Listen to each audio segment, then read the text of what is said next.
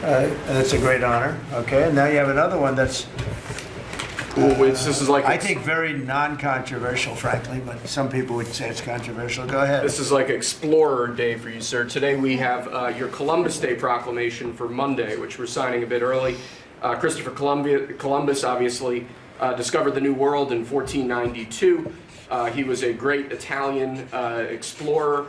He sailed his 3 ships, the Nina, the Pinta, and the Santa Maria, across the Atlantic Ocean and landed in what's today the Caribbean. But this is a particularly important holiday for Italian Americans who celebrate the legacy of Christopher Columbus and the innovation and explorer zeal that he represented.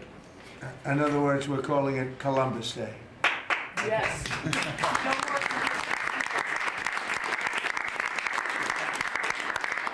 That was the press that broke out in applause. That was, can you believe that? I've never seen that happen before. The press actually broke out in applause. Good. Columbus Day. We're back. Columbus Day, we're back, Italians. We love the Italians. Okay. Thank you, Mr. Thank you. President. Great. Thank you very much. Have a good one, sir. So we covered Scandinavia and Italy. Not bad. Now for the rest of the world. So I want to thank everybody for being here. As you know, last night we reached a momentous breakthrough in the Middle East, something that people said was never going to be done. We ended the war in Gaza and really, on a much bigger basis, created peace. And I think it's going to be a lasting peace, hopefully an everlasting peace. Peace in the Middle East. We secured the release of all of the remaining hostages, and they should be released on Monday or Tuesday. Getting them is a complicated process. I'd rather not tell you what they have to do to get them. There are places you don't want to be, but we are getting the hostages back on Tuesday, Monday or Tuesday, and that'll be a day of joy. I'm going to try and make a trip over. We're going to try and get over there, and we're working on the timing, the exact timing. We're going to go to Egypt, where we'll have a signing, an additional signing. We've already had a signing representing me, but we're going to have an official signing. And the amazing thing is all of the countries over there, from Qatar to Saudi Arabia to UAE to all of them, I mean, the rich ones, the less than rich ones, they've all come together, something which is amazing, actually. They've all come together for this, and they're really probably the best relationships they've ever had. So it's been really something incredible that nobody thought it was possible to get it done. And very importantly, the hostages are coming back. As you know, they consider them hostages. They talk about them as hostages, but there are approximately 28 dead people, mostly young, mostly men, but and boys. I mean, boys. The one woman talked about her baby. Her baby's 25 years old, but you know, to her it's her baby, and we're bringing them home. We're getting everything, and to those parents, the dead young man is just as important as though this person were alive. It's amazing. I've never seen anything quite like it. I've been very much involved. I've never seen anything quite like it. But it's really peace in the Middle East. And you remember October 7th was terrible, but also from the Hamas standpoint, they probably lost 70,000 people. That's big retribution. That's big retribution.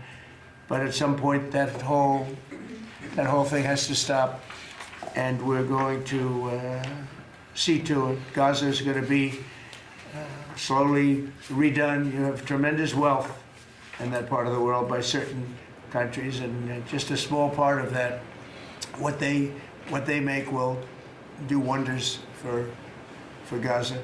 And I think you're going to see some tremendous countries stepping up and putting up a lot of money and taking care of things. But there's tremendous spirit like I haven't seen. And even the news, I won't call it fake news for this purpose, because they really were very fair today, I must tell you, in all cases. But they covered it very well. They covered it very fairly. Everybody loves it. Everybody. People that were never giving us a fair shake, frankly, they can't even believe it. They're amazed by it. A lot of people are.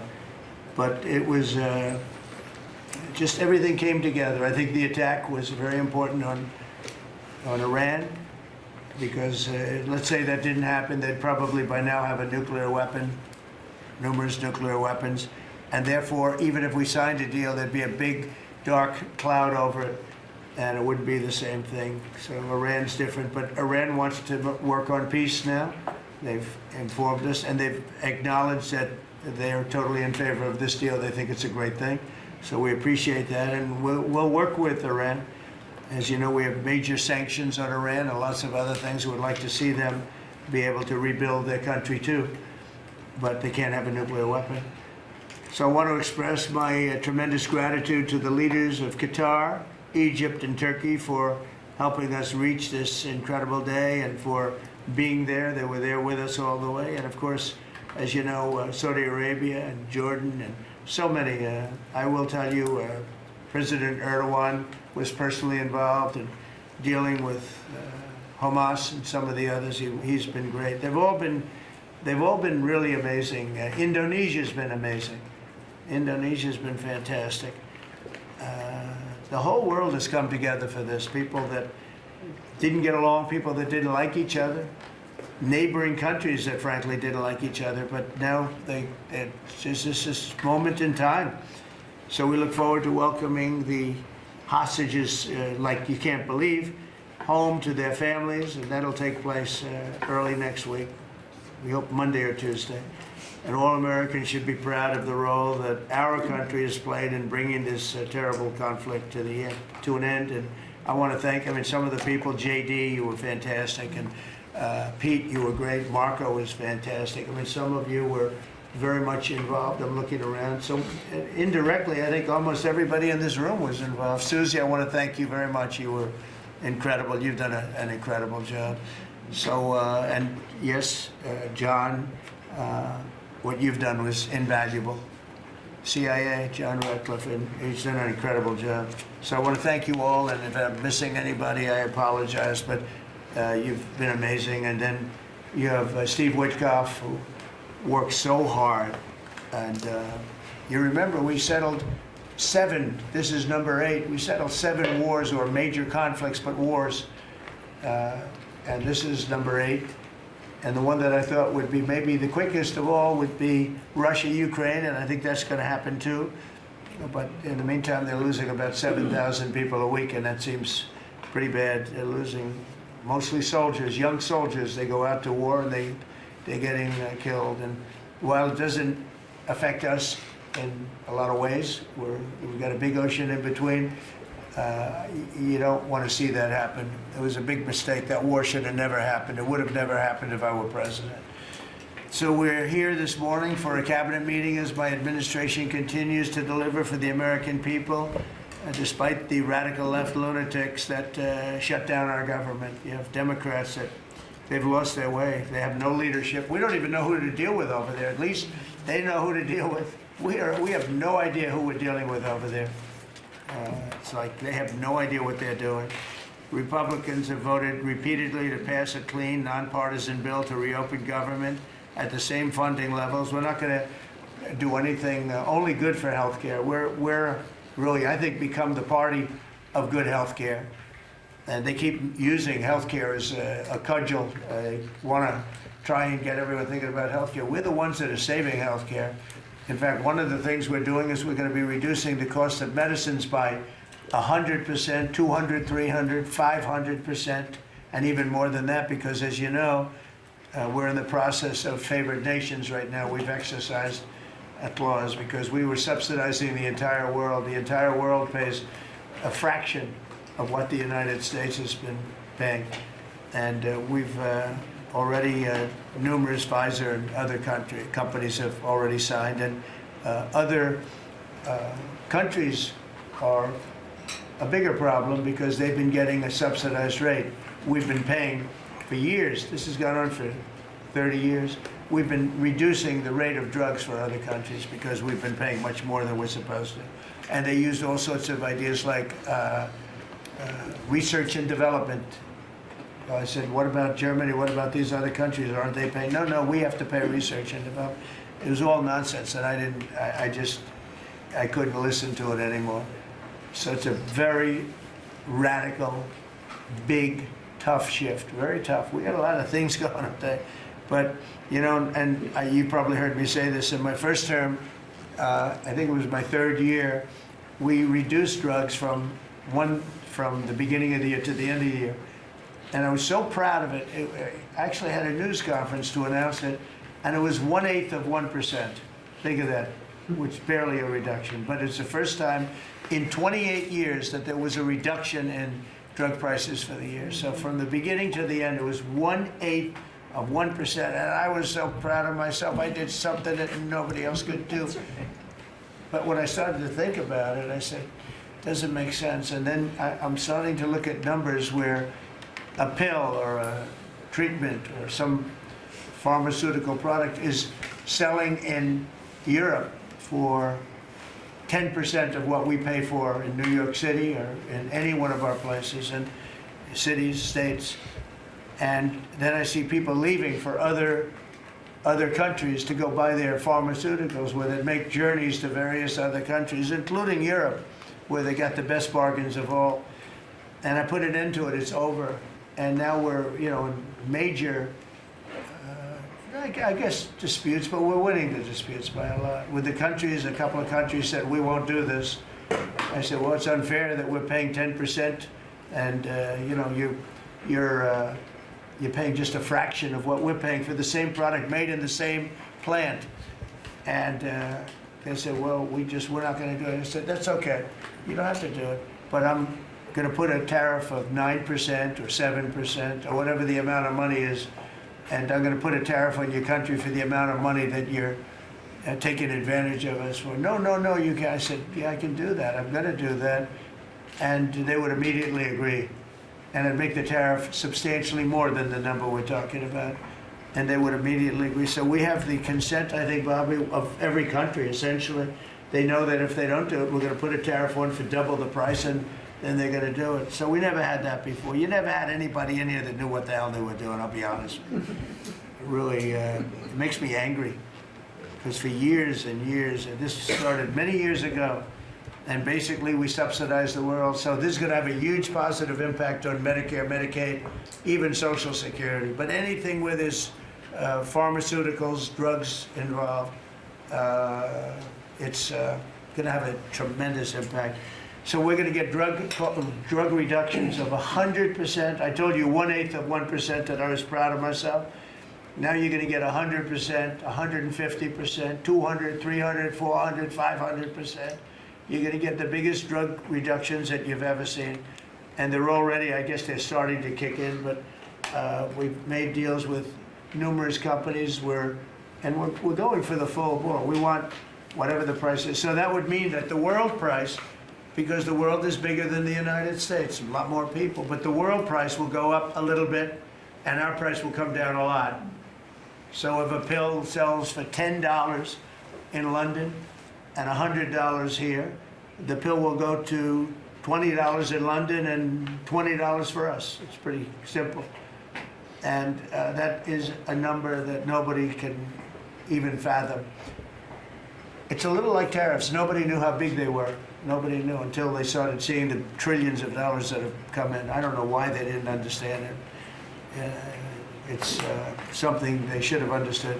We were taken advantage of for years with tariffs, and now, I don't want to say we're taking advantage, but we've become a very strong country because of the money that's coming in. Republicans have voted repeatedly to pass a clean, nonpartisan bill to reopen our government, and remember, at the same funding levels both parties have supported in the past. So the radical Democrats have chosen to put the economy of our country. We have the best economy we've ever had. We had the best economy in my first term, but we have an economy that's blowing it away, and we have the Democrats that are trying to obstruct. They don't want to have a good economy. I don't think they want to have a good country. That's why they try and stop our law enforcement from doing what we did in Washington, D.C. Washington, D.C., we have a great, safe, beautiful capital right now. Beautiful. It's so safe. You can walk down the street. Numerous people standing before me were mugged. and you're not going to get mugged anymore. We have a safe capital, one of the safest. We took it from one of the most unsafe places to one of the most safe places in the country. And we also beautified it, and we're in the process of doing even more so. So we're very proud of our capital. Again, we were embarrassed by our capital. A lot of people being killed. They'd come from Iowa, Indiana, Florida. They'd come up, and they end up getting shot. They're not getting shot. We moved out 1,700 people approximately, right? Approximately 1,700 hardened criminals, career criminals. They moved them out. So Chuck Schumer and Hakeem Jeffries and the congressional Democrats are holding the entire federal government hostage. I will tell you, a lot of Democrats want to get this thing open too. They do. They're calling us, and they just want to get it open. And all we're doing is saying, just play the same thing until we get it straight. And they don't know how to go about it. I mean, and the problem is we really don't know who the hell is leading the Democrats. You have this AOC, I don't know her at all, but I watched her the other day. She said, well, if they want, they could come to my office. That's not leadership, you know. The only one that challenged her actually was Nancy Pelosi, and Nancy's not looking too good. I don't know what happened to Nancy, but she's not looking great. But she was the only one, I give her credit, she was the only one that challenged her. But AOC said that they can come to her office and negotiate, the Republicans. And we're saying, oh, I didn't know she was in leadership. But she's taking Hakeem Jeffries' place, and Schumer's afraid that she's going to run against him. And right now, I don't know, he can change, life is crazy, right? But right now he can't beat, I don't think he can beat anybody. So he'll lose in a primary. I would say he'll retire before he loses in a primary. So I think Schumer's going to retire because he can't beat anybody. His polls are so bad.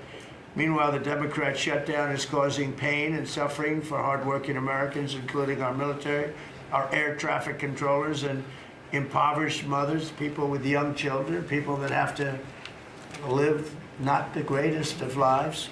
But we're doing so many tax cuts. We've cut their taxes. The great big beautiful bill, we've cut their taxes at levels that nobody's ever seen. I mean, no tax on tips, no tax on Social Security, no tax on overtime. It's been a great thing for a lot of people. They're doing great. Despite all of the damage that it's caused, the shutdown has been, you know, pretty damaging. I mean, it's not yet because it's early, but it gets a little bit worse as it goes along. And we'll be making cuts that will be permanent. And we're only going to cut Democrat programs. I hate to tell you. I guess that makes sense. But we're only cutting Democrat programs. But we're going to start that. And we have Russell, who can talk to you about it if he wants to. But we'll be cutting some very popular Democrat programs that aren't popular with Republicans, frankly, because that's the way it works. They wanted to do this. So we'll give them a little taste of their own medicine. But Chuck Schumer proclaimed this morning that every day gets better for them. No, every day it's actually getting worse for them. And they're having a rebellion in the Democrat Party because they want to stop. And if you saw all of Schumer's, I watched last night like 10 different times over the years, he said, you can't shut down government, you can't shut down. And now he's the one that shut it down. So this is a confession that he's acting not to serve the people, but to serve the partisan interests of his party. And I don't think he's serving them well because they're way down. Look, they just lost an election in a landslide. You know, it was interesting. I watched Kamala, who was a sad figure. I watched her the other day saying the election was very close. I said, no, the election was a landslide. We won the popular vote by millions. We won the Electoral College by, I think, 312 or 315 to 220 something. But there's another one that we won that's why when you see the maps are completely red.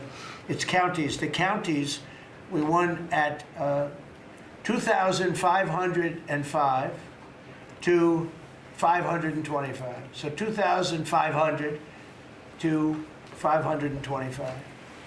That's called one of the greatest, biggest landslides in history. And that's one that people are using now as a primary. But literally, when you see it colored in, the entire country is red representing Republicans. So, you know, they go around, they just lie. They just lie.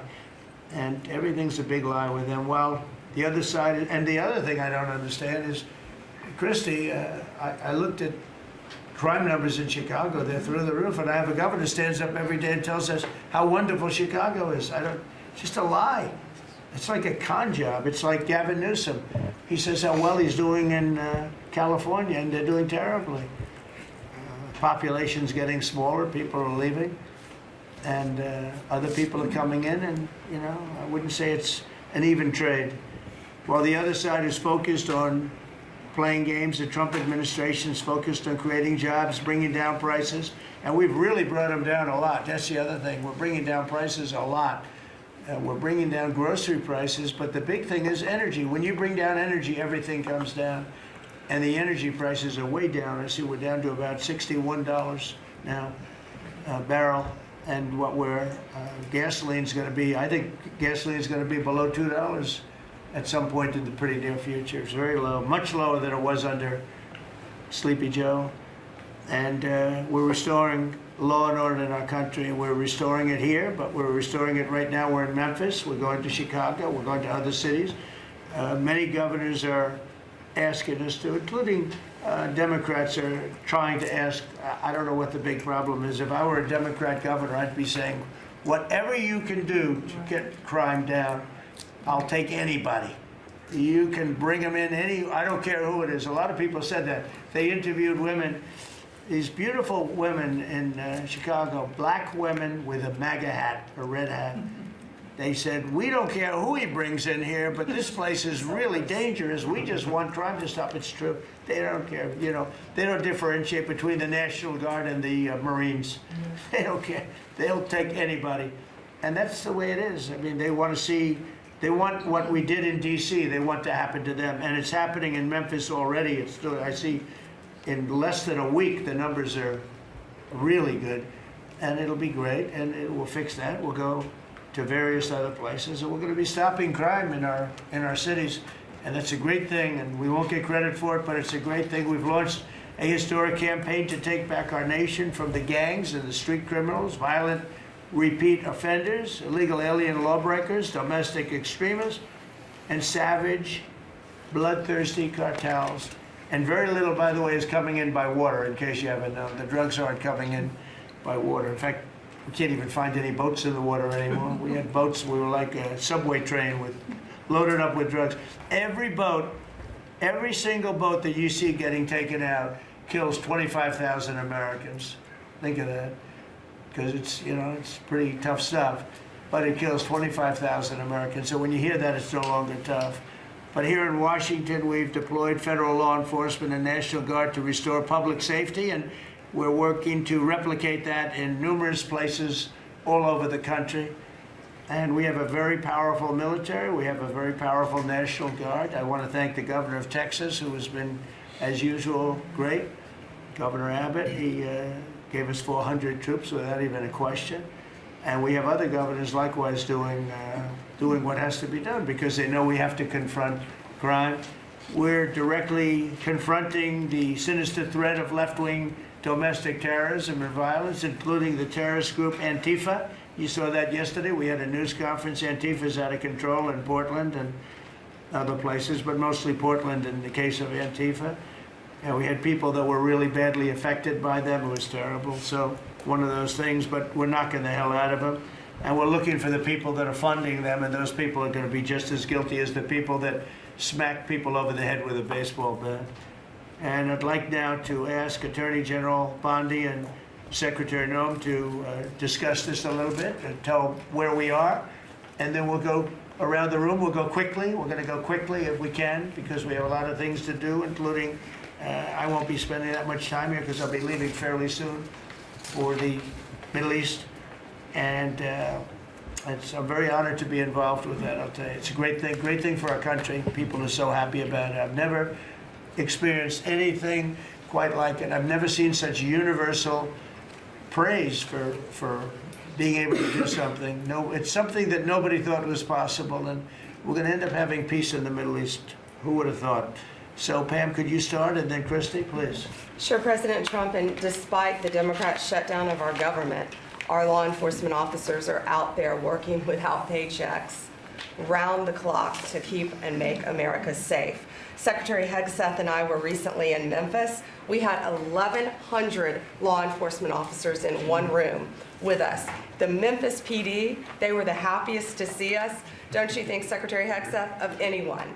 We had ATF, DEA, FBI, U.S. Marshals. I'm not sure if our park police were there. We had Treasury, Secretary Bessent, and of course we had Secretary Noem's Homeland Security, all working together with the Guard. They were so happy to have us there. We've been making arrests left and right. So far, we made 562 arrests and seized 144 illegal guns just in the short time we've been in Memphis. And many of these people are career criminals. And when you take them out of a place, your crime rate just goes down. These people commit crimes every single day. They're sick.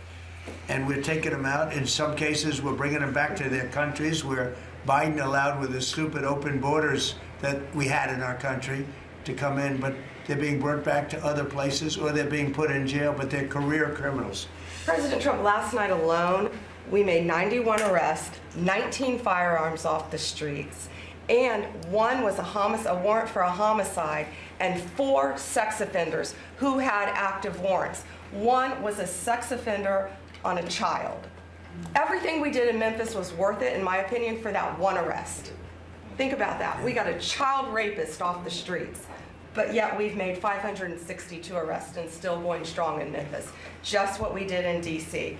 But it's because it's all of us. It's a team working for you to make America safe, all together, round the clock. Thank you very much. Thank you, Pam. Thank You're you, doing a great President job. Trump. And it's amazing that we're not getting cooperation from Democrats. It's like, it's a new issue. You know, we have all the old issues of the wall and the border and all of the things, men playing in women's sports they still want that, transgender for everybody. All these issues are so crazy, but we have a new one. It's called crime. We stop crime and they allow crime. They want crime. It doesn't make sense. I think it's as ridiculous as the other things that we talk about all the time. But I've added it onto our list, a 5-letter word called crime. We stop it, and they actually incite it. It's crazy.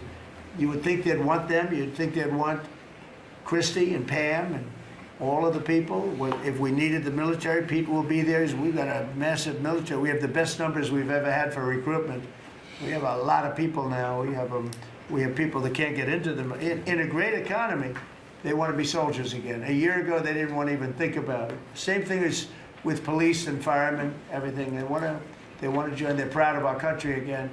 Christy, go ahead, please. Well, sir, thank you for your leadership and for deploying all of government to help us keep our country safe. You have talked extensively about how threatened our ICE officers are, but all of our law enforcement out there.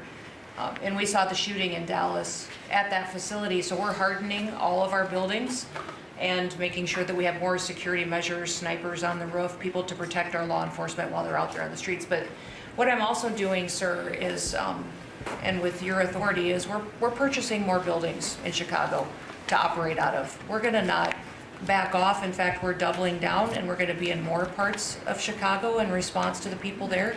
And then I was there a few days ago and looked at some facilities that we can deploy more law enforcement out of. Because what they're trying to do with these riots and violence is distract us and keep us from going after those murderers and rapists that are out in the streets. And then I was in Portland, went out and back on Tuesday, and met with the governor, met with the mayor, met with the chief of police and the superintendent of the highway patrol. They are all lying and disingenuous and dishonest people. Because as soon as you leave the room, then they make the exact opposite response. So we're looking at new facilities to purchase.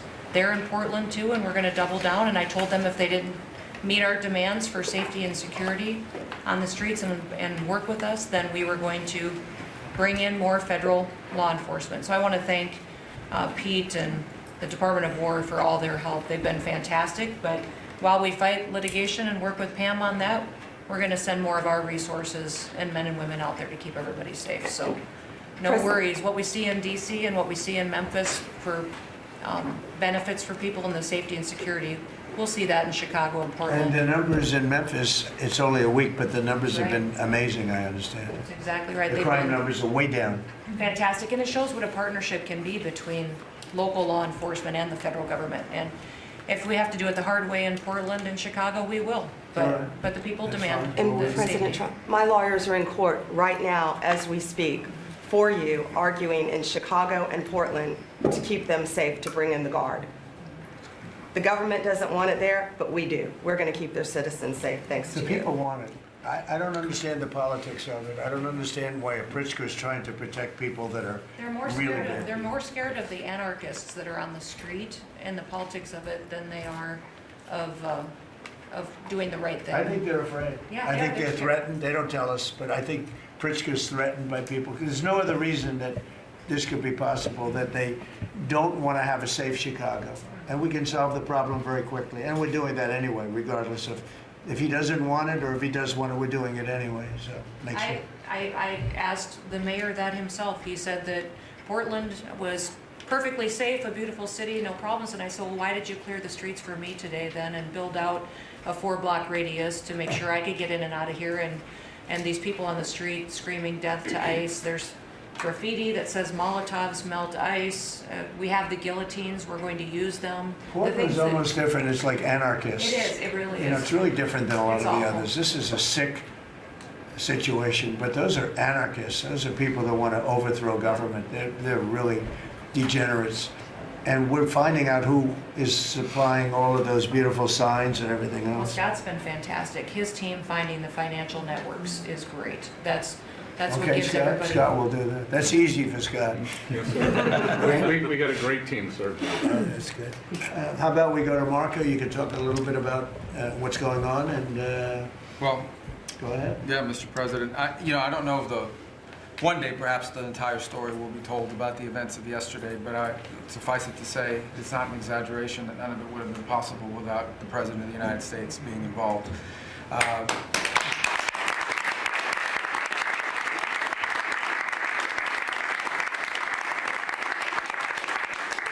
It really began with your trip to the Middle East, where these relationships were forged with partners in the region, personal relationships, close relationships that created the foundation where all of this was possible. Where I think this really took a turn. Remember, a month ago, no one thought this was possible. Where it really took a turn about a month ago, less than a couple weeks ago, is when we were at the United Nations, and you convened a historic meeting, not simply of Arab countries, but of Muslim-majority countries from around the world, including Indonesia was there, Pakistan was there, and created this coalition behind this plan. Then on that following Monday, you met with the Prime Minister of Israel here, and that plan was presented. And then, of course, our great negotiating team followed up on it. In the interim, again, perhaps the stories will be told, perhaps they will never be told. The President had some extraordinary phone calls and meetings that required a high degree of intensity and commitment and made this happen. And I think what's important to understand is that yesterday what happened was really a human story. There's a geopolitical aspect to it, there's no doubt about it. It creates the conditions for Gaza to one day be a normal place again and people to have a better life and Israelis to be safe. But yesterday was a human story. And because of the work you put in, and honestly, not only is there no other leader in the world that could have put this together, Mr. President, but frankly, I don't know of any American president in the modern era that could have made this possible. Because of the actions you have taken unrelated to this and because of who you are and what you've done and how you're viewed. And this weekend, because of that, at some point very soon, we are going to see 20 living human beings emerge from the darkness into the light for the first time in 2 years. And that is because not only were you used the credibility and the power and the prestige of this office and the relationships you created, and you committed yourself to making it happen. And I think it will go down as a historic moment in the history of our country and something our country should be very proud of. That we have a president that's committed to not just peace, but to the human aspect of reuniting these families. My last point on this is just a couple days ago, Secretary Lutnick hosted us all, many of us, at the Kennedy Center. And we have these families, we've interacted with them for so many years, for 2 years now. And the stories are heartbreaking, both whose families are alive and those who are deceased as well, who want their relatives back so that they can complete the process of grieving. And it was, we had all hoped that perhaps that was the day that we would have an announcement for them on the anniversary of the 7th. But I know you were able to speak to some of those families last night. And I just hope the whole nation understands how incredibly proud they should be of their president and of their country for the role that they've played. And I don't want to let this moment pass, Mr. President, without also noting the incredible work of Steve Witkoff and Jared Kushner. They're an incredible team working together, facing some substantial impediments to even being there this weekend and doing it. Let me just leave it at that. And they've done a great job on your behalf, Mr. President. They deserve a tremendous amount of credit. But thank you for what you've done for the world. For the world. Thank you very much, Marco. I appreciate it. I think because we have a very busy day with all that's going on, what we'll do is maybe just a few of you raise your hand if you'd like to say something that don't talk to him, I'll talk. He's doing such a great job.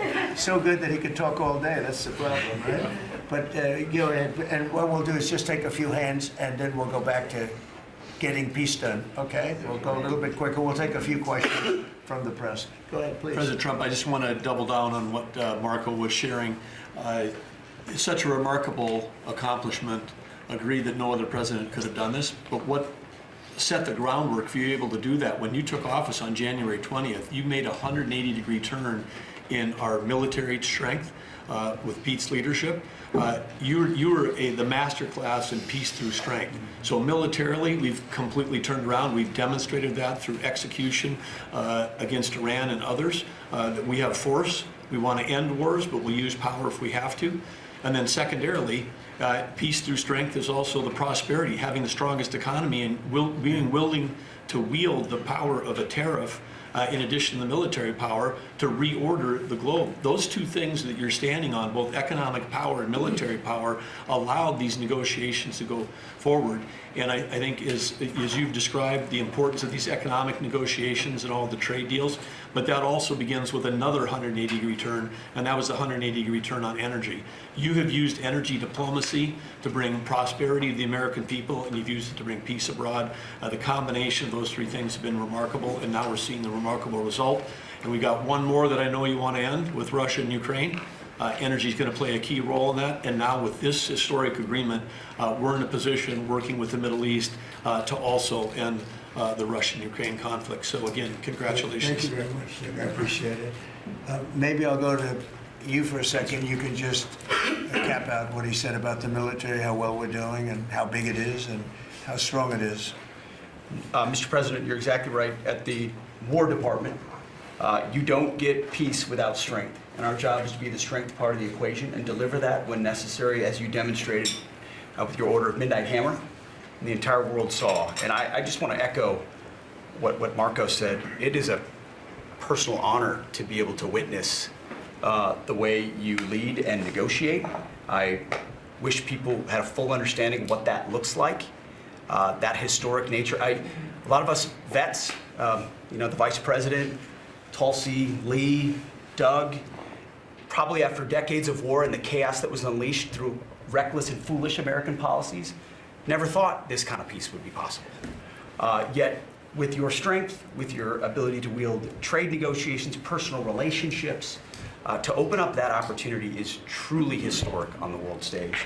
And it creates a whole number of other cascading effects. And watching Marco and the Vice President and Steve and Jared, the CIA director, everybody come together to make it happen. You've formed a phenomenal team, Mr. President. And at the War Department, our job is to make sure if and when there's question about American commitment, the whole world knows we've got the biggest, strongest, most lethal, and most ready War Department in the world, which is true, which is why we saw record recruitment in 2025, Mr. President. The first 2 weeks of 2026 already blows that out. FY 2026 already blows it out of the water.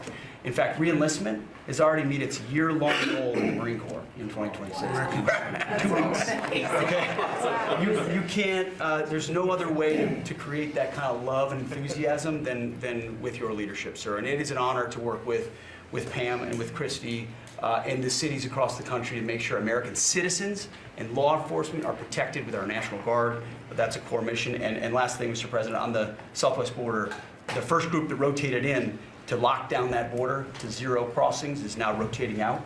and with a new border medal, the Southwest Border Medal, or it's actually called the Mexican Border Medal, revived from 1918, that will be pinning on their chest. So thank you for renaming the department, and we're trying to live up to it every day. Thank you, sir. I mean, think of this. We have record numbers of recruitment. 1 year ago, there were stories, front page stories, that we couldn't get anybody to join the Army, Navy, Air Force, Marines, Coast Guard.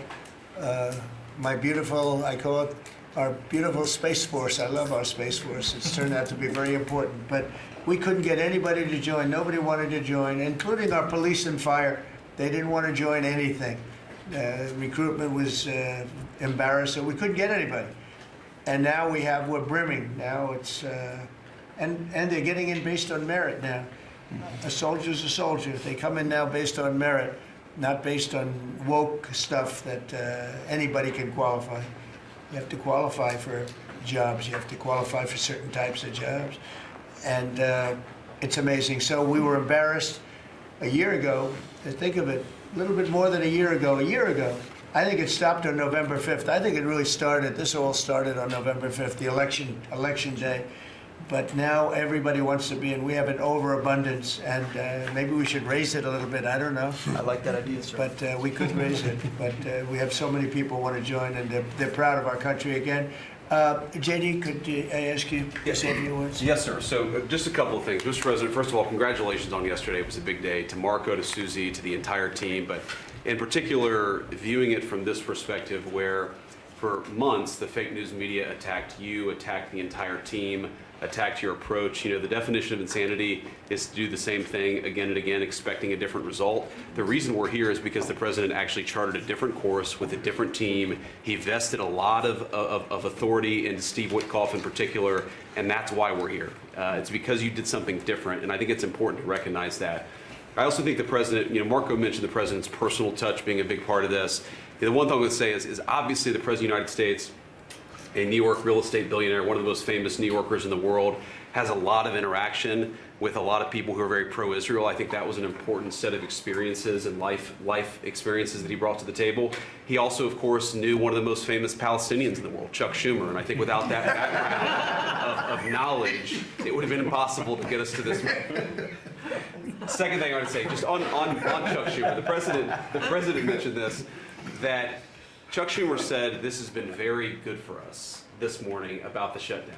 One of the things that we talked about before all the media came in, and that all of us are going to work on for the rest of the day, we've been working on for days, is how to make the shutdown as painless as possible on the American people. So while Chuck Schumer brags about this being good, and I think the president is right, it's not good for him politically as much as he might think that it is, it's causing real consequences for the American people.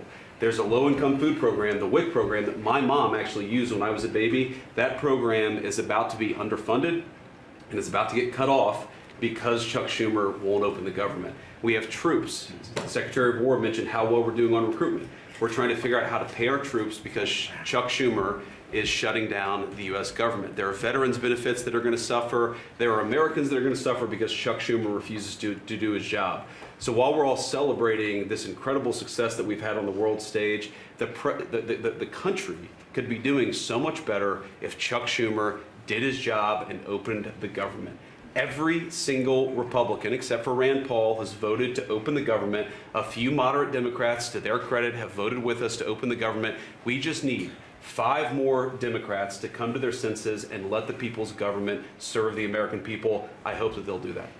Thank you. Thank you, sir.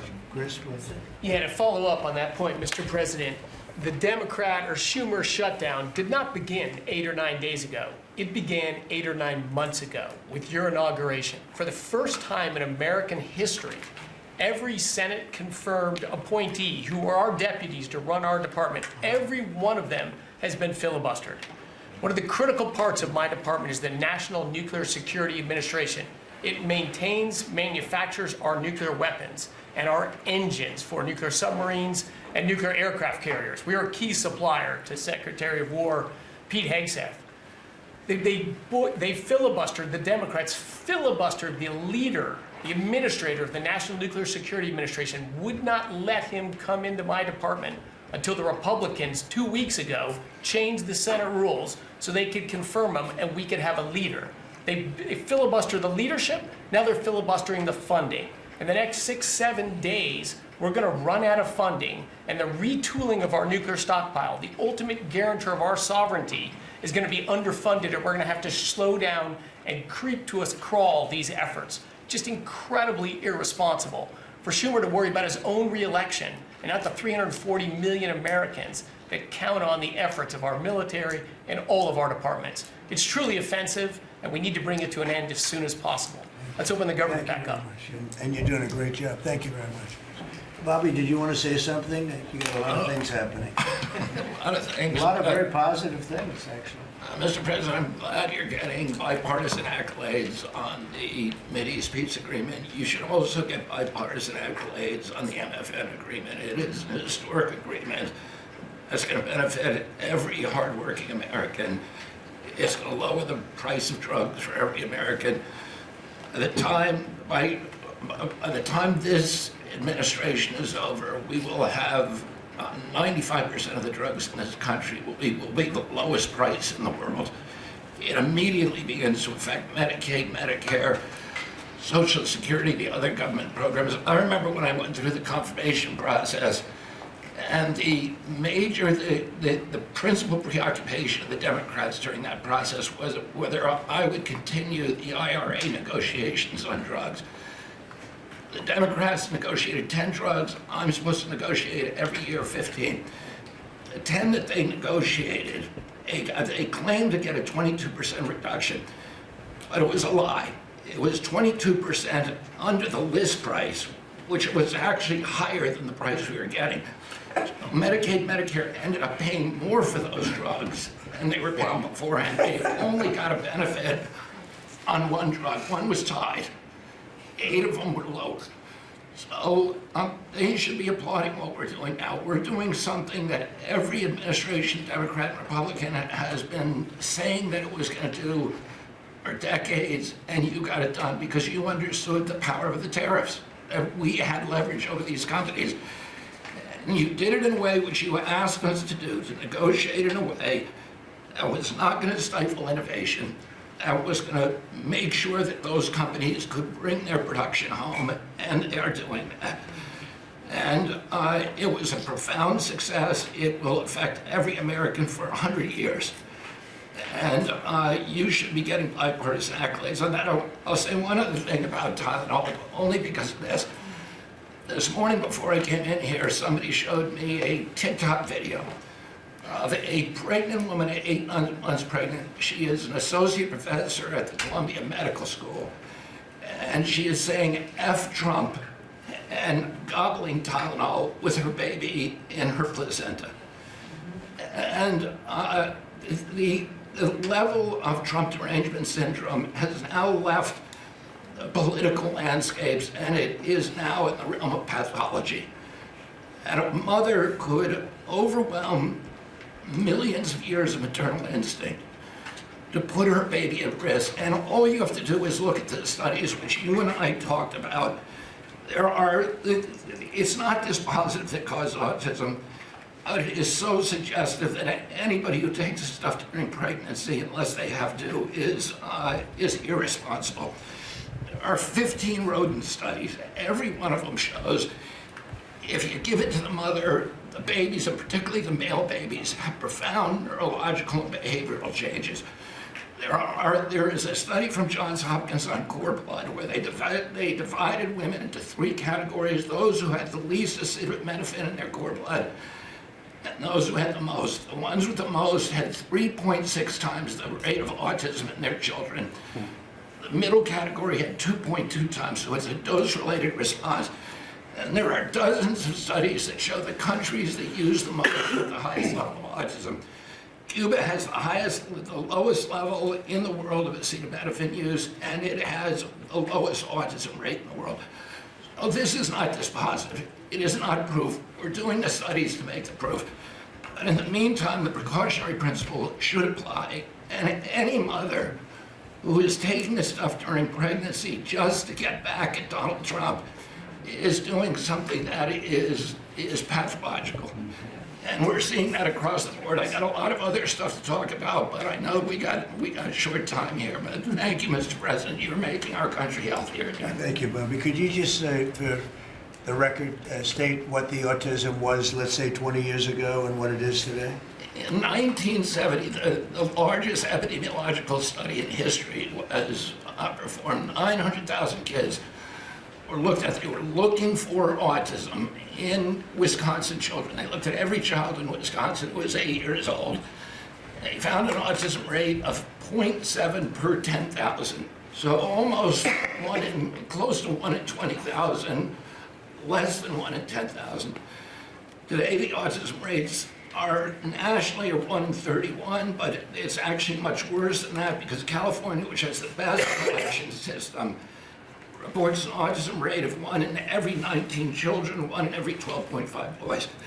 This is a national security issue. There is nothing more important, and I'm grateful to you, Mr. President, because you know the flack that you take for talking about this issue. You've shown courage and you've shown leadership, and I can't thank you enough for letting me do this work. Thank you. So think of that, 1 in 20,000, and now it's 1 in 12 for boys, 1 in 18, 19 for girls. So obviously there's something that's artificially, I think, induced, something, whether it's the vaccines in terms of these massive vaccines that are twice the size of a jar like that, of a glass of water like that, I mean, into a baby's body. And I've suggested get them in doses, get them in, maybe 20%, 30%, but smaller, not such a big. I think, that. And we had certain recommendations, the MMR, take them separately. The measles is already separate now, and it works out much better, but there doesn't seem to be any impact if you take it separately. If you take it as a combination, it's not so great. And some other things, but I would say don't take Tylenol if you're pregnant, and when the baby is born, don't give it Tylenol. If you can avoid it at all, just don't give it Tylenol. I'll say this. Really, also. what do you have to lose? You really don't have much to lose. Yeah, go ahead. There's also there's many other confirmation studies. There's 2 studies that show children who are circumcised early have double the rate of autism. It's highly likely because they're given Tylenol. So, none of this is dispositive, but all of it is stuff that we should be paying attention to.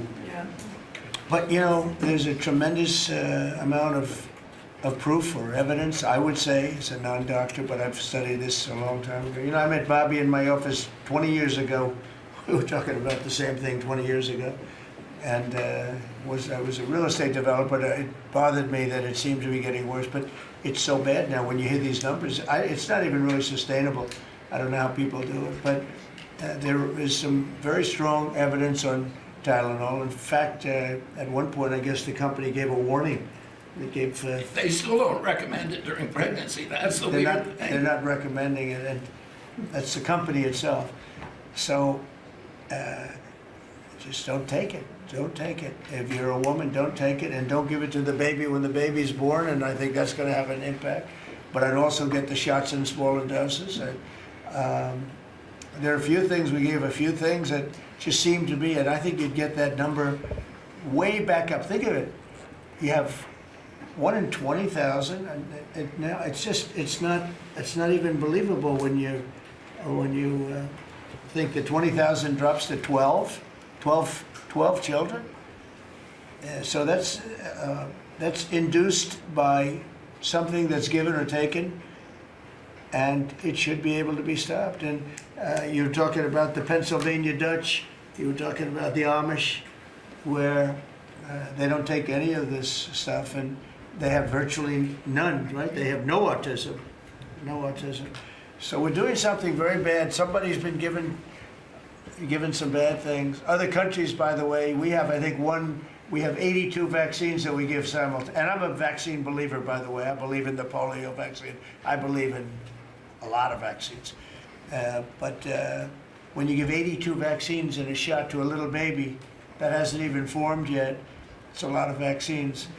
And in Japan, they give a much smaller number. In Germany, they give a much smaller, like 28 vaccines. That's a lot too, but 28's a lot different than 82.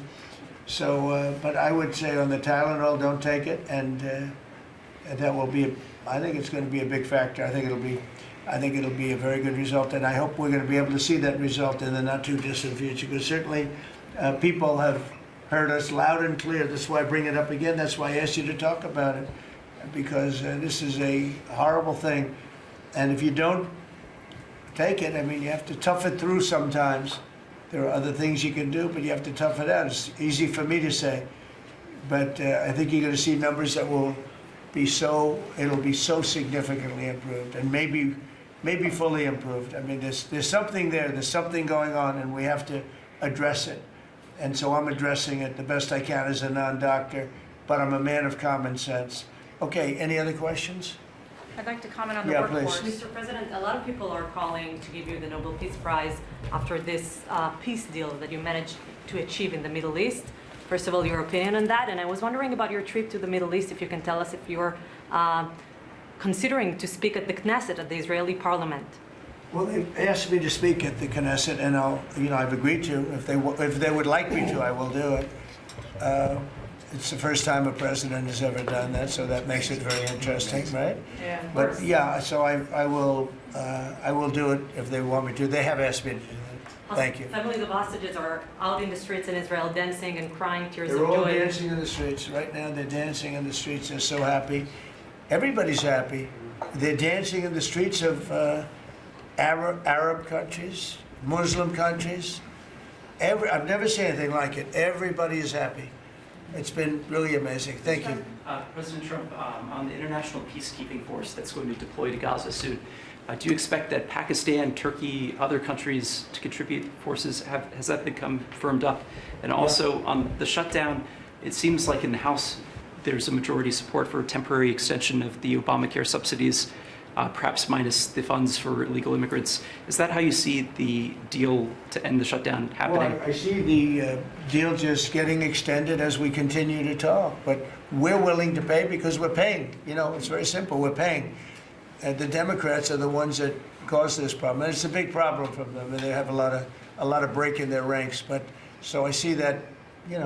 I think that'll get worked out. But we want to get back before we do this. We don't want to have a gun held to our head. We don't like that. And the public doesn't like it either. So we want to get back. And I think it's going to work out. I think it's going to work out very well. It's something that shouldn't have happened. This was supposed to take place before the election. This was supposed to take place on September 28th before the election. We shouldn't even be talking about this right now. This is actually something that shouldn't have even happened. Yeah, please. Mr. President, looking ahead, what guarantees Hamas disarms and that Israel doesn't resume bombing once the hostages Well, are the first released? thing we're doing is getting our hostages back, okay? And that's what people wanted more than anything else. They wanted these hostages back that have lived in hell like nobody has ever even dreamt possible. And after that, we'll see. But they've agreed to things, and I think it's going to move along pretty well. But what is phase two? When does it I'm not begin? going to talk about that because you sort of know what phase two is, but there will be disarming, there will be pullbacks, there will be a lot of things that are happening. I gave you a whole list of 22 different things that will take place. And I think it'll take place, and I think you're going to end up with peace in the Middle East. But we have to get our hostages back. And we weren't going to do it at the end. We're going to do it at the beginning. We said we want them at the beginning. We're not doing it. We got the hostages back. We did, as a group with Steve and Jared and Marco and me and all of us. We got the hostages back. We got many of them back. Many, unfortunately, were dead. But we got many back that are now living with their families, with their parents in many cases, and with their husbands, families, wives. Many of them, they celebrate all over. They're the ones that are celebrating the loudest. They're all over. There are a lot of them that we got out.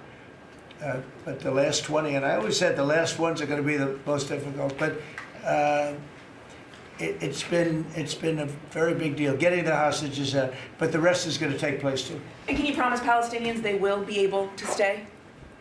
Well, they know exactly what we're doing. We're going to create something where people can live. You can't live right now in Gaza. The place it's a horrible situation. Nobody's ever seen anything like it. So yeah, we're going to create better conditions for people. Yeah, please. Mr. President, what kind of security guarantees is the United States going to make for Gaza? Well, we're going to work with very wealthy countries that love people, frankly. I know them very well. They love people, but they love Arab people, and they love Muslims, and they love, I think right now they love everybody, and they're immensely wealthy, and they're going to be involved in putting up money, and for them it's a small amount of money. For somebody else it's a large amount of money, but you know, these are the wealthiest countries in the world, and they'll be very much involved in making it as good as possible. And what's your Please. take now on a two-state solution, sir? Just to follow up on that. What is your view now on a two-state solution for the? I don't have a view. I'm going to go with what they agree to. Mr. President, given that there are some tough provisions for Israel in this agreement, are you at all concerned that Bibi Netanyahu may not continue in his post? He may be deposed. That Bibi may go a little bit out of whack. That he may no longer be prime minister when this is over. Look, that's politics. It could be. I don't know. I think he's very popular right now. He's much more popular today than he was 5 days ago. I can tell you. Right now, maybe people shouldn't run against him. 5 days ago, it might not have been a bad idea. No, Bibi's become. This has been a very good thing. I don't think he did it for that reason. Okay, but I think just looking as an analyst would look at this, I think Bibi should be very popular right now. Yeah, please. What will happen if Hamas says that it cannot locate or was not able to find all of the deceased hostages' bodies within the time Well, frame? we'll have to see. I think that's going to be, it's largely been answered. We know where most of them are. Actually, the bodies are a bigger problem because some of the bodies are going to be a little bit hard to find. It's a terrible thing to discuss even, but you understand, we're all people, we're grown-ups, we understand life. Nobody can understand this stuff because this could have taken place, but we have the hostages for the most part, and so I don't think it's going to be overly big. The situation with the bodies, you know, they say 28. Some are going to be a little bit hard to find, but we're going to do the best we can. Yeah, please. If they don't find them within the time frame. Please. Thank you, sir. Regarding Jared Kushner's role in the negotiations, can you explain a little bit about why he came on at the last minute? And then in regards to the WIC program that the Vice President mentioned, do you know when the funding that you promised through the tariff revenue will actually go through to communities? Because there's reports that WIC providers are actually starting to close down today. Well, okay, let me just answer the Jared. So Jared's a very smart guy. He did the Abraham Accords.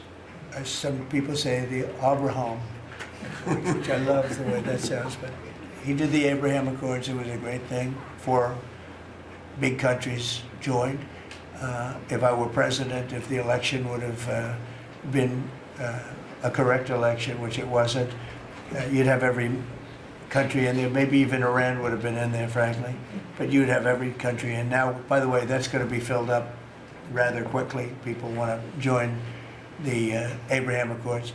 And I put Jared there because he's a very smart person, and he knows the region, knows the people, knows a lot of the players. And the combination of him and Steve Witkoff and Marco and Cooper, who is, as I hear, has been fantastic, and others that were involved. JD was very much involved. I mean, we had a very smart group of people working. We had a lot of different players, different countries, and very diverse countries, very different from each other. They had certain things in common, but they had a lot of things, mostly things that were not at all common to their countries. So we had a very smart group of people. These are high IQ people. Okay, you know, I talk about how many low IQ people we have in our government. We got some real low ones, but some shockingly low. But these are very high IQ people, and that's what we want. I like high IQ people. Yeah. Mr. President, thank you. Can I ask you about the China? You're meeting with President Xi. The Chinese have now set to put in new export controls on rare earth minerals, and they've stopped buying soybeans from the U.S. What do you hope to get out of that meeting now with President Xi? Well, we'll see. I mean, I just heard this a little while ago before we came in, so I haven't been briefed on it. The export, I mean, look, we have the ultimate export. We have import, and we have export. We import from China massive amounts, and you know, maybe we'll have to stop doing that. But I don't know exactly what it is.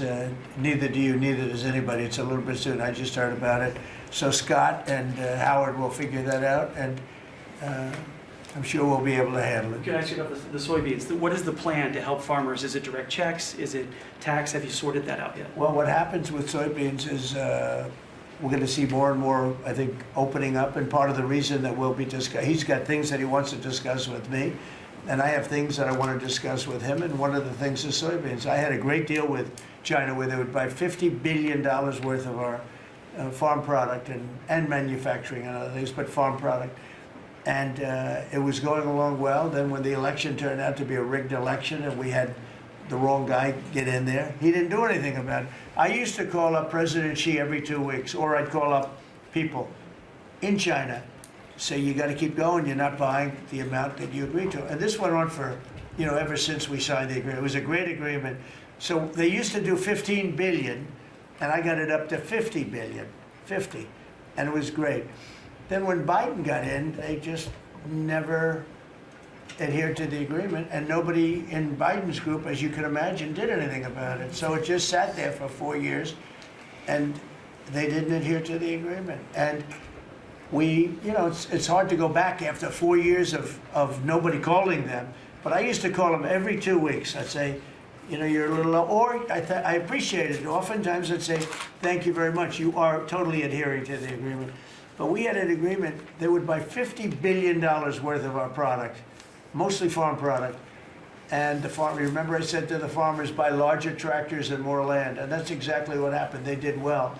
But we do suffer. I'd like you to discuss that maybe for a second, Brooke. Sure. Very quickly, by the way. Yes, sir. But would you just talk about how Biden let us down? Biden, every single thing, every problem the farmer has is because Biden didn't do anything for 4 years. Go ahead. No, I think that's right. This president has been unequivocal in his support of the farmers. First of all, in term one, we worked on it so hard and opened up markets, but especially this term. But here's what everyone has to understand. The farm economy is in a very uncertain time, but that isn't because of the current trade negotiations, although certainly the China part is part of that. But we inherited a slew of issues. First of all, as the president said, when we left Trump 1, we had an agriculture trade surplus. When we came back for Trump 2, it was a $50 billion ag deficit. That isn't everything, that's just agriculture. The second part is the cost of inputs for our farmers increased on average between 30 and 38%, but that includes fertilizer, it includes fuel, it includes interest rates, it includes labor. All of this came about under Joe Biden, a 47% increase in the cost of labor that now Secretary Chavez-DeRimmer and Noam and I are working on. Fuel is coming down, thank you. Interest rates, thankfully, are coming down. A 73% increase in interest rates for our farmers. They couldn't get loans to make sure that they could move forward. So that's all really, really important, and I think we have to realize what the president's commitment is this, that we're moving into an era of rural prosperity, of a golden age for our farmers in rural America. The trade renegotiations and the trade realignment that Jameson and Scott and Howard have led with the president's leadership is unlike anything that's happened in the history of our country. And those that will benefit the most are the original Americans, our farmers and our ranchers. The president has committed, if we need a bridge, he has talked about that to get us from the Biden years to the new Trump era. That's what we're working on every day. We've got to get the government reopened so that we can move forward on that. And once we do, we'll be able to move out a significant program to help our farmers. Long term, we have to change this hamster wheel of government. We've got to ensure that the farmers have the market to sell, and it's a national security issue and onshoring a lot of the food as well. Okay, So, sir, thank you. Thank you. Thank you, everybody. I think that's enough. Thank you, press. Thank you, press. Let's go. Thank you. The country is doing very well. Thank you very much, everybody. Thank you, press. Let's go. Thank you. Thank you. Let's go, press. Thanks, guys. Let's go. Head out, guys. Thank you. Thank you. Right this way. Thanks, guys. Grab the camera. We can come back. Here, you head out. Thank you. Of course. Check it out. Guys,